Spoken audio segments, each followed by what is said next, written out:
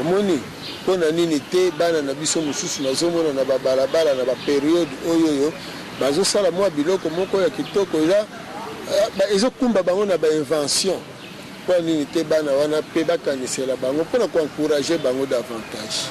Matondo mingi fumu nakanisi topesi longonya na mokonzi wa mboka Général Shulungu azali bongo chancelier pe na balauréat nyonso kasi na tina oyo etali balanga nzembo matondo mingi mpo na ngai na pesi mpena matondo epa papa Wemba mpo ye mpe azalaki parmi balauréat primaire RTNCD tozalaki na directeur Nguya ezali esengo mpo na biso kasi mfumu alobi eloko ya tina malamu eloko yango koma lokola mobeko mfumu pesa le magambula na mbula basala kango mbula na mbula pe babiloko ya bacorruption na bainjustice wana ezala te mpo toyebi comment ça fonctionne au Congo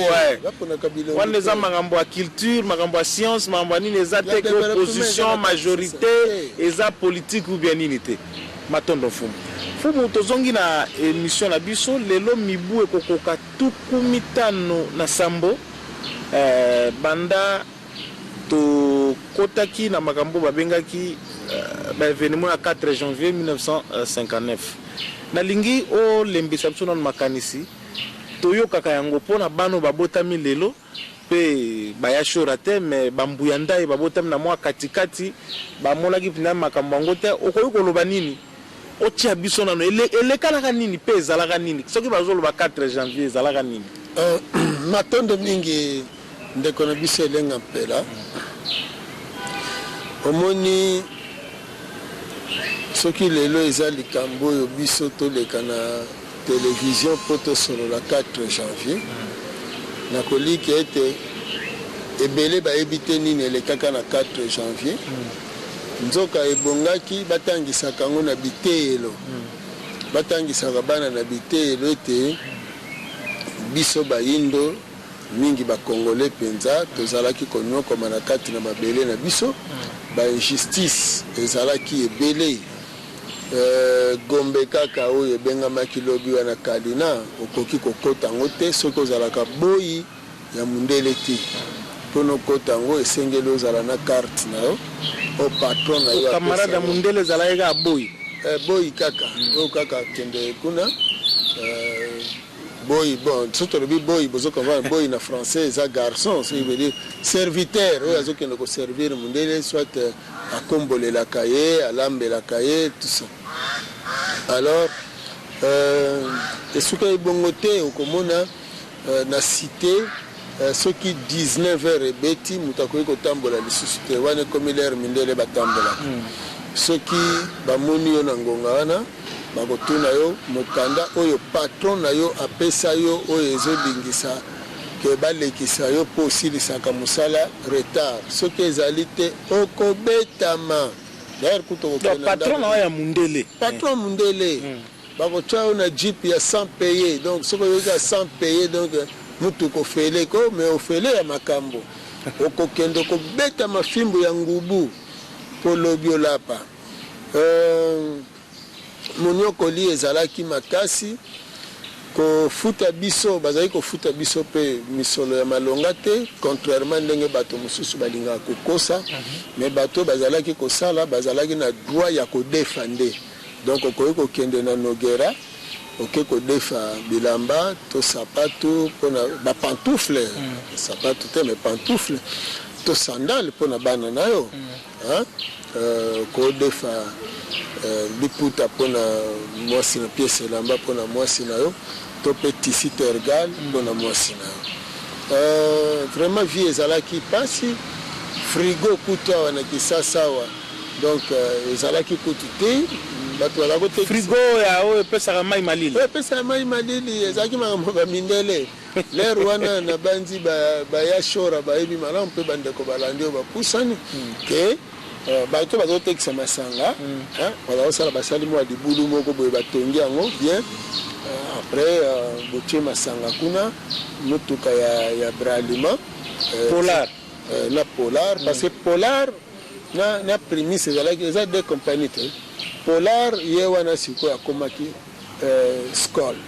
Ah, polar wana botolo pour langage le bras Congo disons. Bras Congo.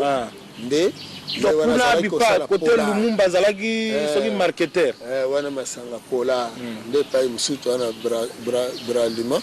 Nde ye mutazalaki na eteni ya prémisse. Alors mituka na bango otekisa ba glace, otekisa ba glace, bosombi ba glace, bobuki botie. Donc moni le rwana peso sala bato abela malade ya motema te parce que même ali les a quittés. Vie ezalaki vraiment passé. Chaque vendredi baza osambela na catholique, il faut bokende kotanda molongo na compte ya Caritas, il faut bakabolela bino ba madesu tanto loso pona kolakisa vraiment que boza babola bana classe bakabolela bango ba miliki. Donc passe ezalaki vraiment na niveau moko koki kondimate koya na Kinshasa oyo il faut autorisation ya koya Kinshasa. Donc pour un séjour, oui, il faut un séjour. Voilà, ce qui est 30 jours. Pour ça, la prolongation, il faut que yo komelaki akendeko sengela yo mikolo wana soki eleki okobeta mana yende kwango akobeta ma abombi clandestin na Kisasa. Allez, si ma ba renvoyer yo na Kisasa. Donc soko yena Kisasa pour un séjour, il faut ça la carte de chômeur, il permettre donc comment même na Kisasa les ala qui passent donc simplement les ala qui passent et bembe mutakufi na hôpital yambo bembe kende na ndako il faut le kawana na pont Kabi oza le pont Kasavubu na kati ya lopango ya martyr wala trina pembeni ya martyr moko mona ndako moko ezala kawana eza coloré soki na vert soki le commission na bandi ndako na baza benga ndako ya la population noire. Alors bakoya ne bembe place wana il faut batala buku na e do livrer na e livrer ya impôt. Est-ce que futa kimpako soka futa kimpako te yo famille na ye otelemi wana ye azana 100 yo azana 30 bongo tala ndenge nini ba no sani nango fimbo ya bembe zo betama bembe 100 yo noko ko so 30 to yo tata donc moni pension na sengi bino mwa bolimbisi muke atatu zo seka ndeko batali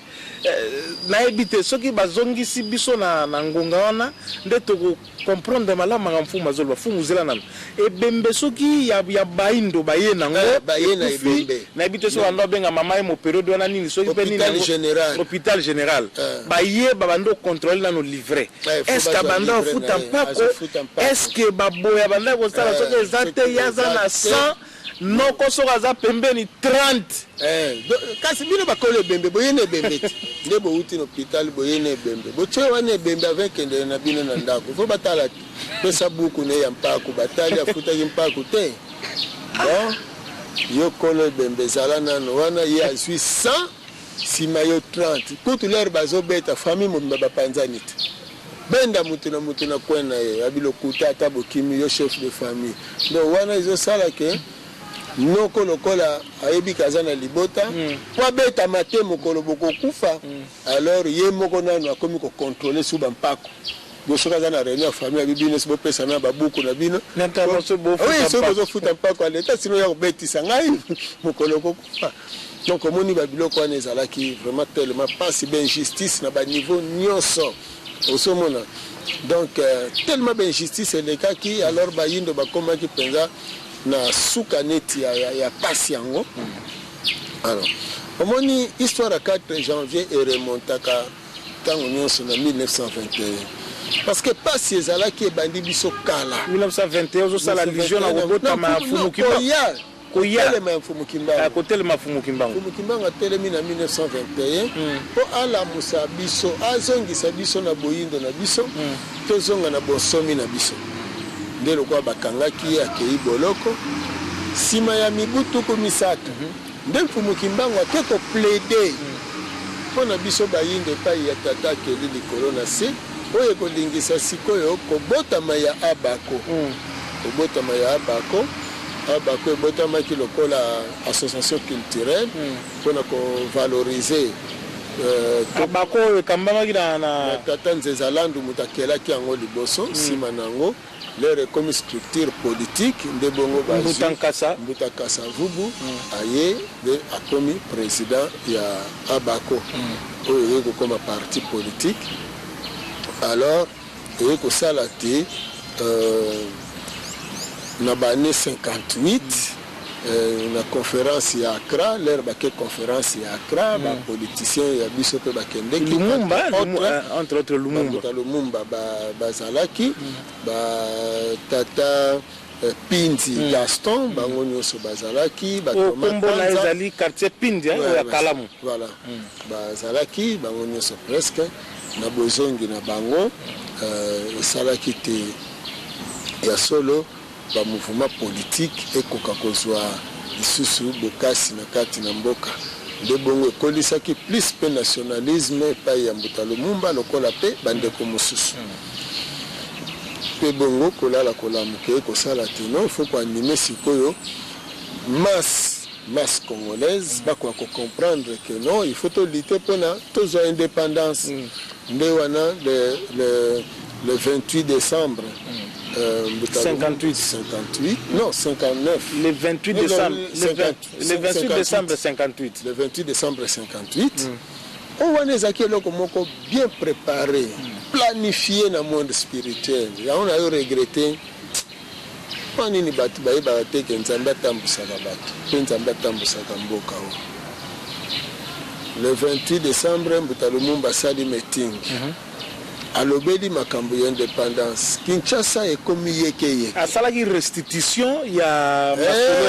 masolo ya Accra et puis aza kolimbola te non il faut biso tozala libre na mabele na biso tout ça donc et puis eza droit na biso akolisi yango sikoyo sikoyo esali ke Kinshasa mikolo wana masolo mosusu te indépendance. Sikoyo le 4 janvier Abako lisusu akosala meeting ndenge nini Lumumba sali meeting bongo biso Abako te non biso pe Abako foto sala bake kosenga autorisation pour basala meeting dimanche 4 janvier na place Imika wana président Kasavu bazovanda na India bureau na ika na locha wana bakangani na India. Alors Mbuta-Kasa Vubu asa komi déjà bourgmestre wana déjà bourgmestre ya Dendal lelo ebengam na kombo na ye donc commune ya Kasa Vubu yango wana na ndenge akala wala ko benga commune ya Dendal nde lolenge wana siko moni plan wana ezalaki na même na kati na mokolo yango kaka na côté ya association ya sport ya Kinshasa. Donc bango kuna ba préparaki match entre V Club na Mikado équipe ya Sabena Mikado. Nzoka bato bongi bayebaka V Club abima ndenge ni omoni V Club azaka V Club kaka o moko ya Flora Ibenge oyo Vita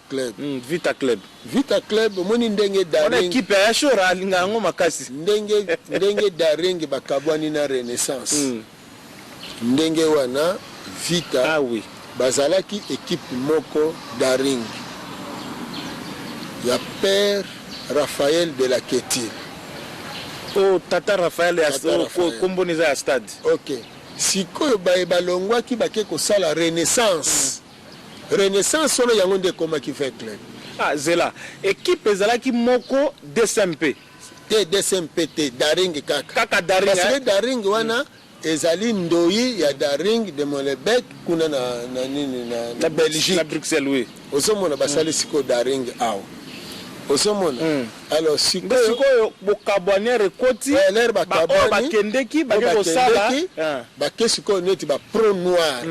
sikoyo ba pro mindele basango batikali omoni bango batika na daring bango bakende ba pro noir bakosala Renaissance ya orange ya mukuna ya pasteur mukuna te bango basali Renaissance ya bango nde omoni même na couleur ya mayo na bandi so na bosente babandaki na bleu sima nango bakaboli vert wana omoni vert blanc bakabola yango bango bakeko tia vert noir donc ezolakisa donc makambo ngo bandile lote ya fumu bino boza pembe ya mindele biso tozali mwindu ya ba mwindu ale vert etikali na katikati nde omoni fumu moi motuna poni balobaka ve club eza équipe ya bayaka. Ok. Balobango bon pano équipe ya bayaka tout ça. Ok, parce que na tango wana omoni na Kinshasa bazombo na bayaka bazalaki ebele puis bazalaki bato bazali kosala mingi misala pamba otokobenga pamba eza utile mais bona négligence bazosala misala ko kata bato suki balavandie kosokola bilamba tout ça kokata matiti service manuka kosukola basani kombola bazandu donc ezalaki misala eki destiné mingi na bayaka na bazombo bayaka na bazombo wala to na bandundu bayaka na bandundu bazombo na Angola bazombo bauta Angola bayaki na Kinshasa na bo bakimaki guerre na Angola bakimaki makambo ya lipanda na Angola bayaki awa alors omoni na lolenge wana bango wana komona ke bango bazalaka marginalisé omoni bamibwaki bango nyonso ngambo ya renaissance ozomona alors sikoyo équipe oyo sikoyo renaissance wana tellement ezalaki koganye makasi renaissance yango wana avec club yango koya kokoma avec club sikoyo ba portugais na sengio to sengi fumbolimbisi bandeko batali toza na émission o to bengi mémoire d'un peuple pe yango ezalaka émission emanyolaka makambo maleka poto ba kozwa mateya na lolenge toza sikoyo fumu tango bazali koloba renaissance eza renaissance oyo orange ya pasteur Mukunate to pe sa précision ana eza renaissance oyo ezalaki scission ezalaki suite ya scission esalemaki na équipe ya Daring au père Raphaël de la Ketil à Salaka pe eboti renaissance yango na sime comme avec le voilà tozana ba année 40 soki 50 37 voilà il fallait te sa précision na fumu malobe pa na bino. OK sikoyo tellement équipe ango ezalaki ko gagner mingi alors ba commerçant portugais ba sikoyo misu na bango équipe na Mikado te na renaissance osomona siko lokola azokende de victoire en victoire mokonzi ya terrain mais c'est comme si l'histoire se répétait Ndombe kolo mabele biganya nde sikoyo babengi na ki portugais Victoria Club to club de victoire V club eutinde wana voilà euti wana Vita club c'est Victoria Club donc Victoria club de victoire sikoyo kombo ya Vita mon importance histoire bandeko batali kombo ya Vita eye ndenge nini wana sikoto ye na période ya recours à l'authenticité il faut voilà Mobutu sikoyo il faut vers club elongwa sikoyo Victoria Club parce que ça kombo ya portugais et sika ba siégeaki ceux qui na bosani te faisait pas ya tata mingi dimbala bazalaki kuna ba président Thiago nde sika sikoyo mokano yaki kokoya batali biso toni ko perdre ve na biso wana te et puis kotala vers club et c'est équipe makasi et c'est équipe bitumba et bundaka alors Vita Vita na Swahili ezali vite eza bitumba vite eza na Swahili bitumba peka Kongo Swahili nyonso wana eza Vita Club donc club ya bitumba nde bongo na kati on appelle na tango wana pa komaki Vita Club akomaki Vita Club ya solo pa kimisaka Jeanne d'Arc akimisi mig tijet masolo wana penza eza yango penza to yebi penza na te mais parenthèse wana ezaki na tina fumu ezaki na tina matondo nde bongo sikoyo lokola ezalaki équipe moko pro noir nde ye kokoma pe trop populaire donc bato balingi yango sikoyo mingi sikoyo moni sur le plan spirituel soko tali bien sikoyo eza équipe ya masse eza équipe ya cité sikoyo nitika neti ba renaissance oya mikolo peka sikoyo na côté ya Daring eza équipe ya basango équipe moneti ya moi élite boye moi classe bato wana likolo wana osomona bato balingaka français osomona donc neti bango kuna sikoyo vite eza lokola l'équipe ya peuple osomona ya lingala ya bayaka tout ça moni kocha muyaka na sens ya oui na sens ya ba travailleur voilà donc sikoyo daring eza lokola l'équipe ya ba bureaucrate ndenge wana bana ya an kuna na nini bazotanga mingi na an kuna osomona alors sikoyo eloko nini ekoleka préparation spirituelle wana esalemaki ke mokolo yango vers club abeta sikoyo na équipe ya bamindele mikado lokola baboyaki meeting baboyi meeting ya bako parce que bazobanga mutetela kuta awuti musika na Kisangani kuna aye akomisi Kinshasa boye bongo sikoyo Kasavubu Mukongo Kinshasa ngope eza donc majorité Congo soki sikoto tikeli etango aloba kaka makambo ya indépendance ko risquer mote pela ndo moni monsieur Torder alobi pas question meeting ezate et puis asali yango ndenge nini a surprendre bango batu ya bako alors Kasavubu bazaki na choite le dimanche. Torder gouverneur général hein? Non, gouverneur ya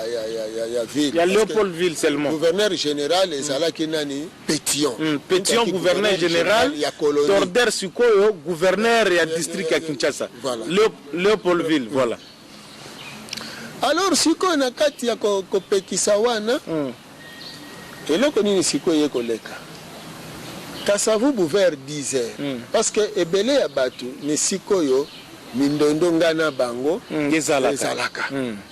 na yebi batebele bazo défiler na télévision mais tolobi tolobela bana vérité tosunga bana vers 10h batu ya bako bazozela Kasavubu mais azowumela boye voilà le 4 janvier le 4 janvier na 10h na tongo avant midi Kasavubu accueilli vers 11h à Sololi na batu ya bako alobi non meeting ezate batu ni pona nini non mapesi biso autorisation ti bato mais comment bato yo makambo nini mokolana kuna ya Lumumba bapesi bongo ya biso Kasavubu balobi fumu to zelisa fumu mwa muke wana na imika wana batu abako basi batondi deja na imika batondi na imika babanda koya banda tongo bazoya batondi tangu meme Kasavubu akotaki babetelaka ye maboko makasi bango bayebika ye koloba siku tangu ya komi mbongwana meeting ezate mpona nini leta boyi nde bongo siko Kasavubu azwi nzela ayebisi batu bo bozala na apaisement awuti na India wana epa na ye na India epa na ye alobi bozala na apaisement na bino bakopesa biso mokolo mosusu tokoloba kaka azongi na ndako epa na ye koyima ezalaki nango na batu bon bapanzani babimi na bango bapanzani nzoka lokola mokolo yango match ezalaki na stade après-midi wana siko vers 12h déjà bato babandi kokende 13h 14h bakema stade wana banda benga ngoni stade Roi Baudouin Rena Street yango ekoma stade Malula Rena Street ezao eza na OK stade na nini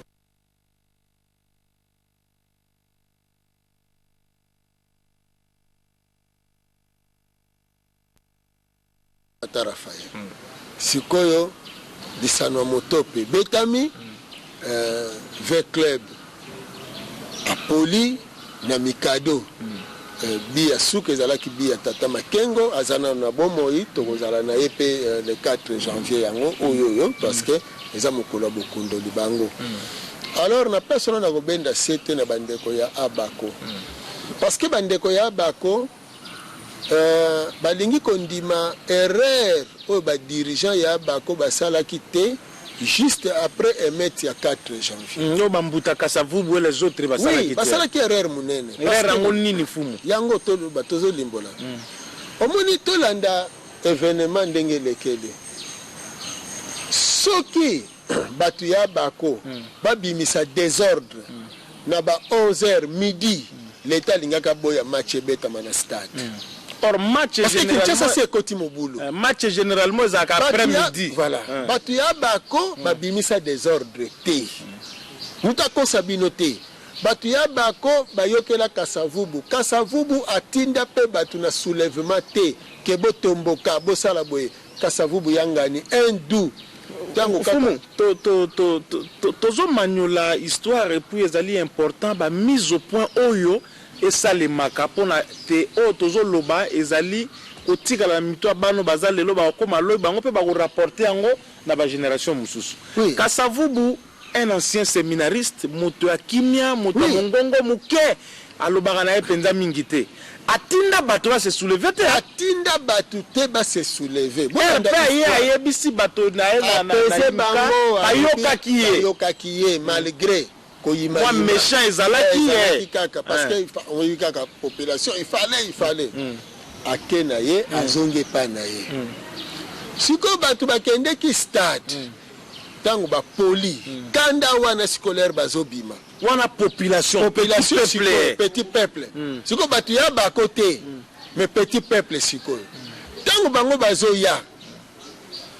kanda wana ba utopola nango elika siko ekomike bayoka Kasavubu balobini na makambo indépendance. Alors fumu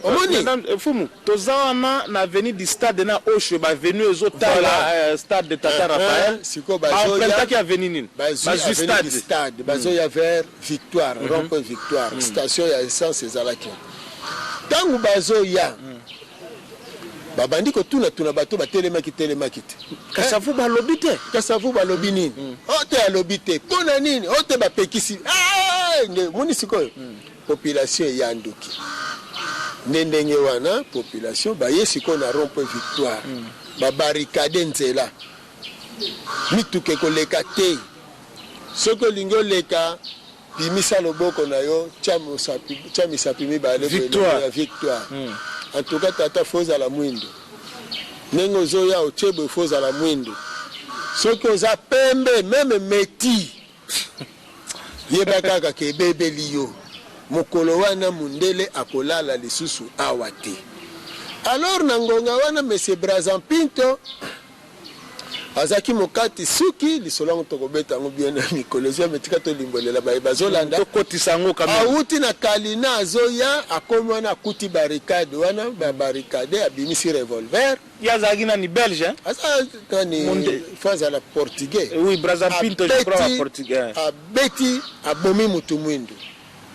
ala démarrer na vitesse makasi akena ndako na bango na cité na bango kuna na Foncobel entre temps balerter la police. Nenga zoto moni siko population moni ndengo na bon ça va ye Brazampinto erreur asalaki yango wana ya kozwa revolver ya koboma moindo. Voilà, il ne fallait pas ça la yango. Voilà, tango ya bomi nde wana sikoyo population et se soulever encore davantage. Nde sikoyo lokola Foncobel ezalaki cité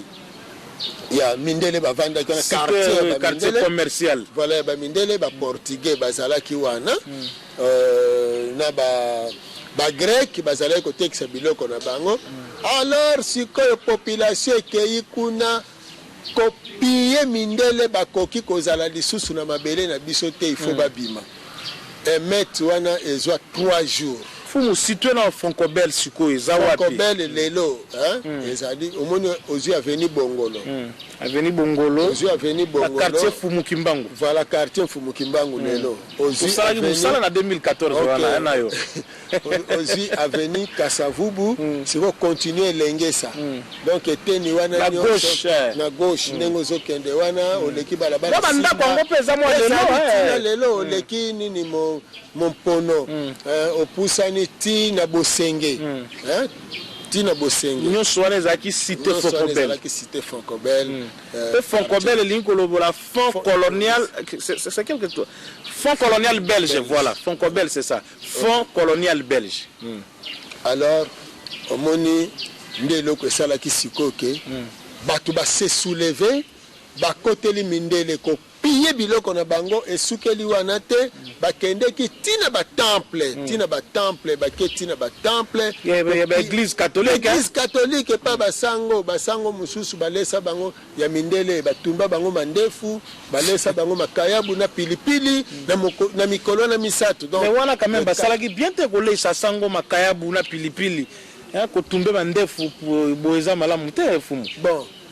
eza malamu te ezalaki message ke bokosa biso mingi bonyokoli biso kokosa tubela batu bazo tubela te kasi yango wana confession confession oui tubela mukaye ko tubela nzoka yo za agent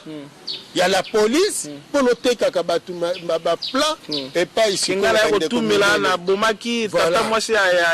ya lokala lokola la après na lebu bakangi donc si nzoka yo ya kitubela bazalaki na bango bato service à renseignement bazalaki bato nzambe te na cadre wana mais s'il faut tolobela bo moto ndeza mabe osomona na ndenge ya moral de l'homme ya moral eza mabe kotumba basango mandefu kolesa bango makayabu na pilipili pona ko discipliner makayabu na pilipili mais pona ko discipliner que no botika kokosa wana ndeza laki na sens à leçon voilà mais biso tozotala eloko esalemaki nde tozoraconte tozobetela bana masolo bapandi batabernacle tout ça bacommunauté to baka baprofane même bahôtel ya nini ya église nde en tout cas événement ezwaki 3 jours babengisi même nini eftabel ya banzangungu batroupe blindé yaki na Kinshasa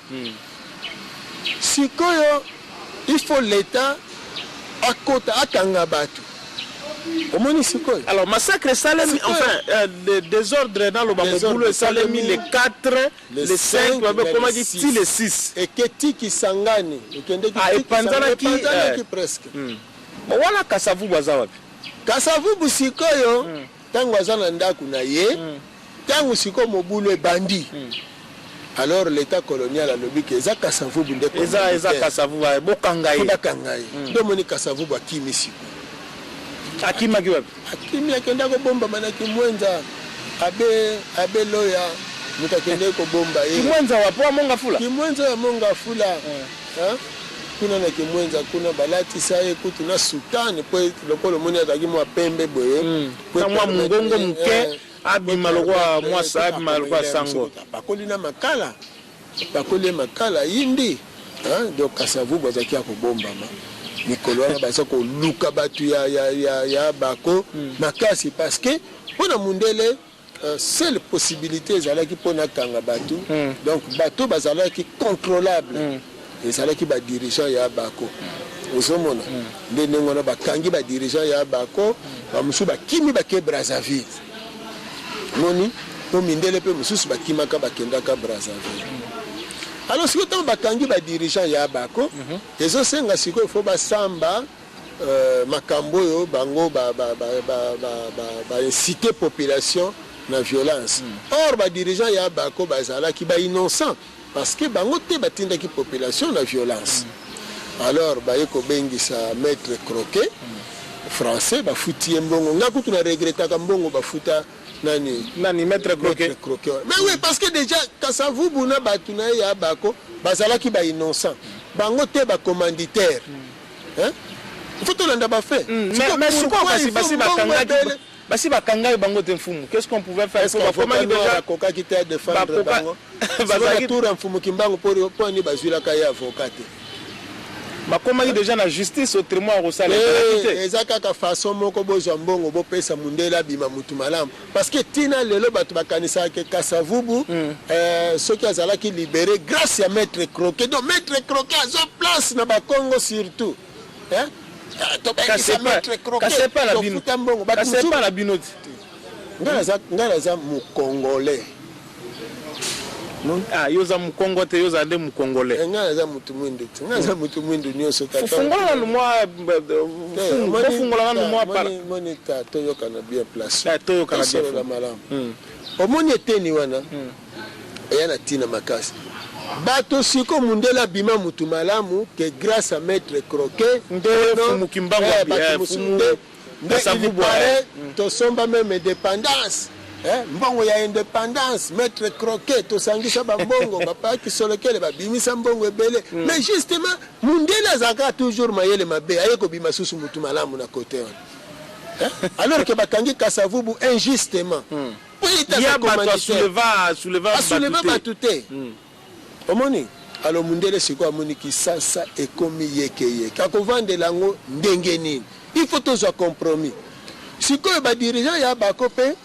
lokola bakangaki bango bake kosamba liboso bazali na mwa makanisi na mwa babilan bato bakufa mwa ebele oui bato bakufaki ebele bato bakufa ebele tokoki kopesa bilan te na lelo parce que moto akoki kopesa bilan oyo azalaki kocontrole mboka ezalaki mundele ye akokosa kaka bato omoni me bato bakufaki ebele makili esopanaki ebele parce que oyo monsieur Brazampito aza kobeta bato abu portant osomona alors ye Brazampito wana suke baboma ye pa ya kufata pouvoir na bango bakoboma ndenge nini mindele babatela ye mpo na bango asala bien asala bien batindela bino babob denar bajean scram baosamba mokoni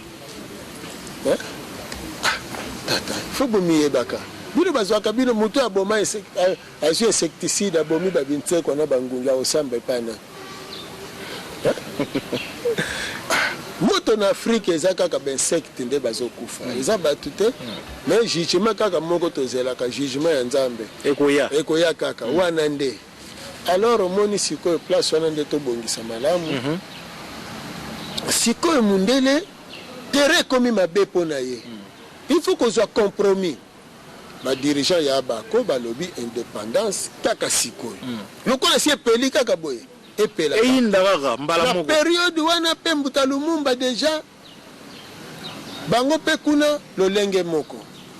donc moto epeli ya kosakana te alors il fallait que kozwa compromis mindele basali étude bamoni ke te soki makambo elekeli na Congo soki makambo elekeli na Congo bato na pression la population bako presser biso nzoka biso tolingi indépendance ezwama te moni alors bo s'organiser nde bazwi ba parti politique ba dirigeant ba parti politique bazoli bango na ba musicien ba kende ko binisa bango na poto nde bazwi équipe sikoyo ba Kale Jeff ba Viki Longomba obige fumo boza na maloba indépendance na biso et c'est négocier na mabele na biso te ke bakenda na conclure ngo kuna na poto biloko baloba na kuna susu kuto ba dirigeant na biso bazala complexé yango na dialogue il faut zara na Congo dialogue il faut zala awa na palais du peuple ko na bato libanda te ndele te entre biso to na possibilité fumo na loba ki soki opposition na majorité ba kwate ba benganga na modérer ba mission bien na ko modérer dialogue wana pe bien oui c'est ça donc omoni sikoyo esali ke l'air bakeye na badirigeant na biso kuna alors mindele bamitie baconseiller na bango nde baimposer biso constitution Kasavubu azalaki na baconseiller mindele ebele bango nyonso presque tata Kasavubu kaka te na Lumumba bon Mbuta Lumumba ye azalaki trop tenace Kasavubu pas azalaki na ye tenace mais bachombe banani bachombe kutu mundele donc faut comprendre mayele mabe ya mundele atangi bango en otage tango mundele amonaki ke bandimi kosala constitution à la Belgique loi fondamentale le président règne mais ne gouverne pas et c'est le premier ministre qui gouverne osomona ndengo wana fallait sikoyo Mbuta Lumumba tango pe étudier lokwana lokola ya azalaki mutu ya action mutu ya bibo eza ndengo wana Kasavubu yokoma président Kasavubu yokota kota président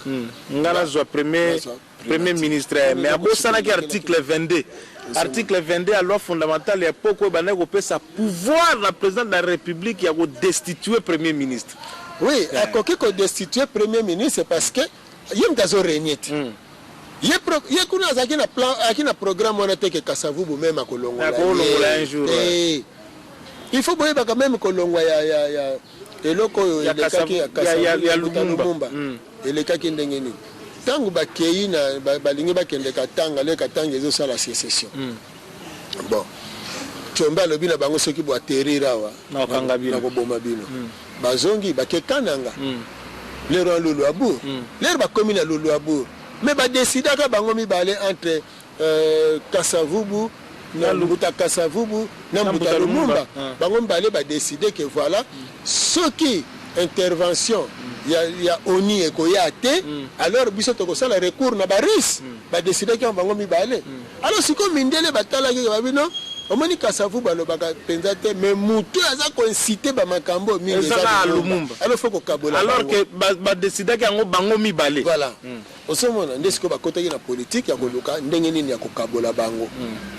nde omoni oyo eko permettre Mobutu asala premier coup d'état na ye mais souci na biso ezali parce que télévision ezali ngonga souci na biso ezali tozonga na wana pe komoni sikoyo ke ntango bake na nini na table ronde à Bruxelles baye kozwa date ya le 30 juin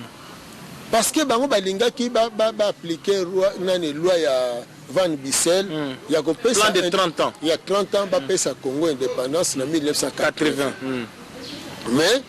ba politiciens bakendeki entre autres Mbuta Kasa Mbuta Lumumba balobi non biso indépendance kaka sikoyo nde baye kofixa yango na le 30 juin 60 ozomona donc bozomona espace ya 4 janvier 4 janvier 60 une année 4 janvier 59 4 janvier 60 une année 4 janvier 30 juin une année demi mundele nde sika etidiaki ndenge nini na kovandisela makambo na ye création entre autres ya église kimbangiste pona bayebaki bien que lokola batumbaka basango mandefu donc bato bazali ba anti basango osomona donc il fallait que luka ndenge nini ya ko récupérer mouvement kimbangiste ni comme sous contrôle là bas ndenge pe comme sous contrôle lelo donc omoni babiloko wana nyonso ntango mundela monaki ke makambo ne nyonso eza nango bien nde yango wana ndimaki indépendance ezala le 30 juin 60 alors sikoyo erreur ya bapoliticien eza nini ntango bazongi ntango baye mokolo bakopesa fo bahonorer peuple wana bravoure ya peuple oyo agangaki mokolo wana ya 4 janvier Congo ya Kimbangu moza na maloba tako tozokoba na yambaki molakisi ya bitelo ya likolo professeur Mbikai alobaki que indépendance ya Congo ezalaki likambo d'abord ya peuple congolais mutabundela ya wana ba récupérer toujours makambo c'est vrai ils étaient là pour canaliser comme des leaders mais c'était avant tout une détermination ya peuple congolais alors on a débat autour ya père indépendance bazaki combien est-ce que ezali kama mutu moko non indépendance c'est une affaire du peuple congolais ndengo moni siko ba tie défilé siko le 30 juin kolekela wapi ekoleka na palais de la nation kuna soki basilisi bakena boulevard du 30 juin ex Albert 1er 30 juin ya lelo na place braconnier baptiki cité oyo epesi bango cité oyo epesaki bango wana bomekana no bovande sika moko botala sikoyo ke peuple wana balekaki liboso na 60 basali eloko moko mpona bango te sikoyo biso topesa valeur na 4 janvier donc tozonga na commune ya Kalamu tozonga na commune historique de l'indépendance tolongola kombo wana ya Kalamu tocha commune historique de l'indépendance lokola quartier Mfumu Kimbangu ezali bozwa ndako ya Brazzaville bochango mémorial pour reconstituer histoire. Avenue du Stade Douana, ça doit être une avenue vraiment. Bobongi si yango, avenue de l'indépendance. Par exemple, la première avenue du Stade de Sango, avenue de l'indépendance. Voilà. C'est aussi simple que ça, André Kimbuta. Yom to chanjaka, ba komba ba avenue na Kinshasa. Oya biso yo komagi yo musicien on a nani taboulé. Comment ça avenue du Stade, avenue de l'indépendance, André Kimbuta. Voilà. Donc omoni place wana ya victoire. Place de l'indépendance c'est ça. Mais place ya victoire de l'indépendance. Place de la victoire de l'indépendance, voilà. Moni ceux qui siko balingi basa la place des artistes l'air musuba ko somba bar vis-à-vis la sombi yango les gars sombi yango asiango place des artistes sombi bar vis-à-vis la chango place mais wana batika ngo place non moni histoire etala d'artistes mingi ba mateli na vis-à-vis oui artiste musicien c'est un bar historique aussi hein bar historique bochango wana mais ngambo epai bo victoire oui omoni bo voyage arrêté bo kendeke na ba poto mboka nyonso ezokende bachacha bilembo monument oyo ezolakisa nini stele oyo ezolakisa nini eloko boye ezolakisa nini korevivre histoire na bino ezali kofaire ko-immortalize bazalaki na ntango wana e soki boimmortalize bango milimo na bango ekobanda koaccompagne bino chaque jour sans accompagnement ya religion africaine et pas badirigeant na biso yango bozomona kobendana entre opposition na pouvoir koyoka na malonga ezozala te médiation internationale bazosenga yango sans tenir compte ya état social ya population osomona parce que lelo tant nyonso président Kabila asali na pouvoir est-ce que bato bayebi ke bapesa ye ntango te akuti guerre abundaka kaka guerre soki bapesi ye mwa 2 ans mpo akende osilisa bazongisi guerre fumu tokozonga lisuka yo matondo fumu tokomi na suka tokaniseli batali na biso te tokosala lisusu émission moko mpona yo mpona makambo etali bosololi katikati na bakongolo babengi na français dialogue soki ndenge nini buta mibu 60 kino lelo pe toyeba nini tokotire yango to wana topesi bino elaka ekozala bongo na baétudiant pe bapandisa mosusu fumu noki tokomi na suka bamama oyo baye na yo bazali banani balati kitoko l'africaine tout ça baye kolakisa baza banani epa na yo epai na biso bango baza bamama ya milongo elingi koloba regroupement ya bamama bango baza bandakisa ya kilpavita ndakisa ya mafuta ndo nengwa mafuta na nengwa nzinga nengwa na biso mususu toza na ye aza pembeni ya kamera na kobanza na bolingo nyonso ya bino akokota na champ bozwa ye na champ akoki kotika ta kiti yaka kaka likambo te akota na champ akota ye mpe ayaki na fumu nzela moko donc babundi mpona lobiko ya bayindo baye kolakisa koloba na bamama ete balembi komona bolumbu ya bamama na télévision boyoki message bino baartiste surtout bamusicien Papa Wemba Kofi Jibeda wera na mona bino bovandi place moko boyoki message botika kolatisa bana na biso na bandeko na biso basi botika bao mitakala botala bana bandeko na biso ya basi ndenge balati bosala pe bongo po waze ko alatisa pe ba musicien na ye malamu na maputa et salaka honneur ya mboka tokomi na suka. Mesdames et messieurs, nous sommes arrivés à la fin. Mémoire d'un peuple avec l'honneur de recevoir spécialement pour ce 4 janvier Fumu Nkusu qui est le chef spirituel du temple Vuvamu. Du mouvement na Bangunza voilà azali président de Mokambi azokamba Bangunza. Merci beaucoup, il a été avec nous. Fumu Nkusu, il n'a pas narré.